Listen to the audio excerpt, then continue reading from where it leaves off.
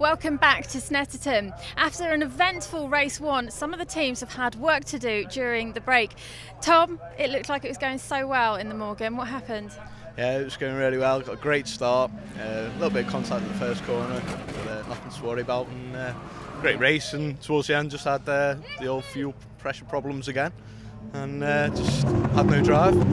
This is the second time now that you've had this problem? It is, yeah. A little bit frustrating when we were so far in the lead. Had a good lead there, and a bit frustrating to have lost the lead, really.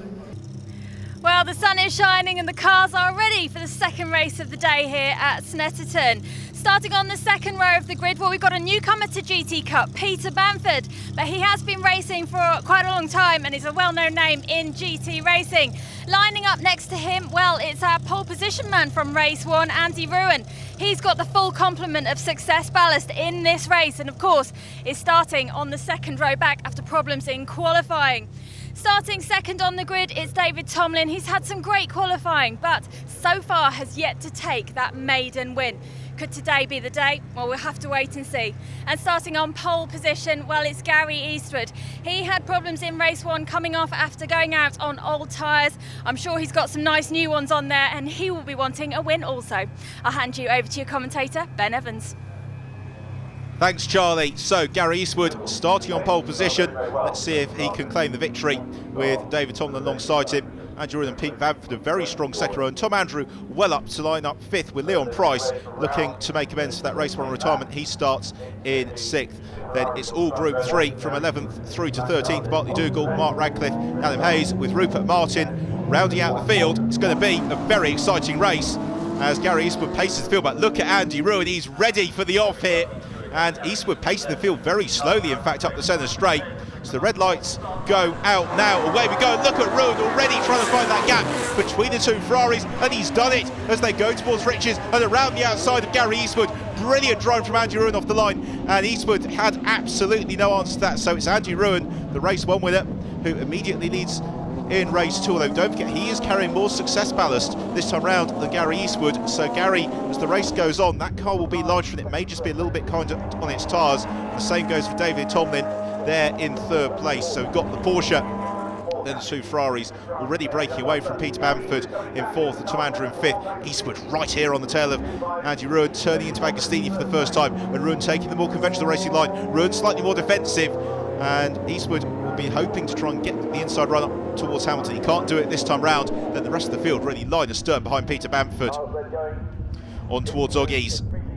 And again, Eastwood not quite close enough to challenge Andy Ruin, but he is relatively to where they were in the first race of the weekend. He is much, much closer, and he really is going to push Ruin all the way, I think, this time around. So it's Andy Ruin who leads onto the Bentley Straight for the first time. It's Gary Eastwood in second, then David Tomlin in third. The field make a wonderful sight in the June sunshine, stretching out along the Bentley Straight through Brundtland Nelson, corners formerly known as the S's, and that's as they were. Fortunately, everybody would appear to be cleanly through this time, through the bomb hole. The sun just glinting off the roof of Gary Eastwood's car.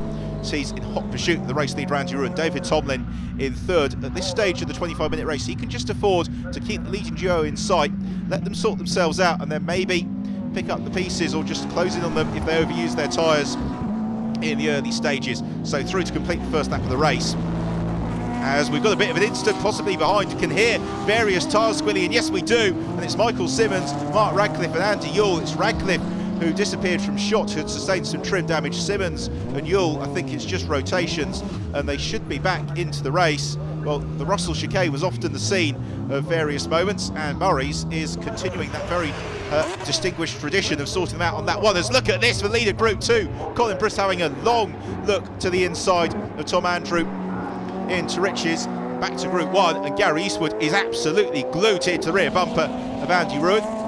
We go back to the Group 2 battle, and Colin Broster not able to find his way through, not least because Tom Andrew did rather assertively claim that racing line. The race leaders and the Group 1 leaders continue as they were, and Gary Eastwood just staring fixedly ahead, trying to get onto terms with Andy Ruin. Well, in Group 2, it's slightly reversed. We've got the Porsche in second position, but this time chasing down the Morgan of Tom Andrew. Andrew just kicking up the dust on the exit of Agostini, but that doesn't really cost him anything in terms of time. What about this for Group 3? Well, it's Paul Winter. He's in a Group 2 car number 90. There's Group 3 leader Bartley Dougal next up in the BMW 37. And then it's Adam Hayes who's second in Group 3, and he is the 4th car in that train. Francis Galashan, therefore, is the Porsche in that sandwich, the green and white machine, as he tries to find a line and a way through past Bartley Dougal. He can't quite do it with Oggies. What about Williams? Again, no way through there. Instead, Galashan may just be better advised to keep his powder dry and get the run on Bartley Dougal as they accelerate along the Bentley straight. Back to the leading duo, it's as they were, but it is so close. And this really embodies exactly what the GT Cup Championship is about.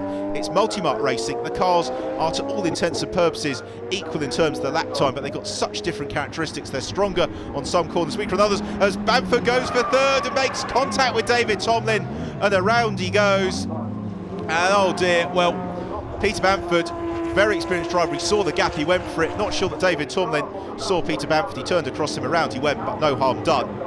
Now what about this for a battle amongst the Group 2 runners, because we have got leading that particular scrap Paul Winter, it's Francis Galashan right behind him, and those cars very evenly matched. And what can Galashan do about finding his way past Paul Winter? Well, the answer is, through Williams, absolutely nothing.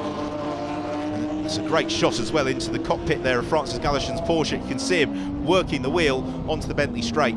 Back to the leading duo out of Montreal. And Gary Eastwood, well, he's just keeping the pressure on Andy Ruin. And, well, Gary Eastwood was saying after race 1 that what he really wants to do is just stay on the tail of Ruin and try and force the error or try and find the gap. Well, here is the fight for third in Group 1, third in the race overall. It's Peter Bamford with Leon Price there in 4th position. Leon Price making a very welcome return to the GT Cup Championship and looking to get himself back onto the podium, but at the moment he can't quite pick his way past Peter Bamford. Bamford, many years of GT racing experience behind him, and so he knows a few tricks about keeping Leon Price at bay. What about this? Back to the race lead. And can Gary Eastwood pick his way past Andy Ruin into Murray's? No, he can't. Eastwood, though, taking a very aggressive line out of Coram, trying to prize the opening up on the inside as they streak through into another lap. And Eastwood really asking all the right questions. Leon Price doing exactly the same in the sister FF Course Ferrari, trying to chase down his teammate, Peter Bamford. Well, the red flag's come out. We've got a red flag, and that must surely be the reason why it's Francis Galashan and Paul Winter, they're both okay. But cars very near to the edge of the circuit, and that's Eastwood in lead the race. So Eastwood's come through, and now is he going to be able to keep that win, or will it go back a lap? Here's the classification. It is Andy Ruin who has been given the victory on the countback, with Gary Eastwood in 2nd, Peter Bamford 3rd, Leon Price 4th, Tom Andrew 5th and winning Group 2, and Bartley Dougal in 8th and winning Group 3. So in terms of the group results, it's Andy Ruin in Group 1 from Gary Eastwood and Peter Bamford. Group 2, Tom Andrew from Colin Brosnan, another podium for Sean Winder. And then in Group 3, a double for Bartley Dougal with Andy Yule in 2nd place. Well, very dramatic race there in the GT Cup Championship, but still very warm applause. The drivers celebrating on the podium. It's been a long weekend's work for them. I think it's time for some champagne. That was a hard-fought win, actually. It was all on the start. I managed to jump the 2 on the start, so I went into the first corner in the lead. And I just wasn't expecting that, with 60 kilos ballast. Gary's a good starter, and I just caught him napping, and they left a gap in the middle. I think there's red paint down one side and black down the other, so there wasn't a lot of room. And then after that, it was just trying to keep ahead of Gary, and he kept on me all the time. He didn't allow me one mistake. Really good to have the car back where it belongs, at the front of the list then, so really happy. And it looked like a close battle at one point there between you and Colin Brosnan. It was, yeah, my tyres were going off, and he kept me honest. He really was hard on the tail, so it was great, but really just good job for the team. Really deserved the result here after all our bad luck. So really. Do you think this is the end of the bad luck for the Morgan? I hope so. We're going to go back to the workshop and give the car a once over again, and really hope we can improve on reliability now. Fantastic result, 2 wins for you today. Yes, no, it was good, I enjoyed it. The last race was quite hard work, and he was on the back of me most of the race, so I had to watch my mirrors a lot.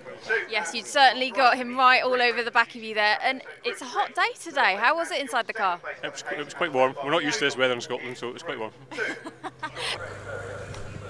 Well, after a dramatic weekend at Snetterton, what's that do to the championship in Group 1? It's Andy Ruin who builds his lead over David Tomlin with Michael Simmons in 3rd place.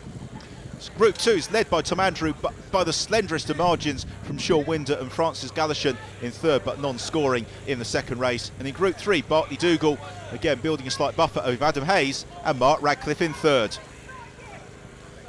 In the overall championship, it's Andy Ruan who leads the way from David Tomlin, with Bartley Dougal in third and Tom Andrew in fourth. All three groups represented in the top 4 championship positions, with Sean Winder in fifth. Well, that's it for the racing here at Snetterton. Our next event will see us hit the halfway point in the season as we return to Brands Hatch for round 5 on the Indy circuit. You can watch that right here on Motors TV on the 29th of July at 7:25 p.m. Or if you'd like to catch up on any of the races so far this season, you can watch them online at gtcup.co.uk. But for all of us here at Snetterton, thanks for watching and goodbye.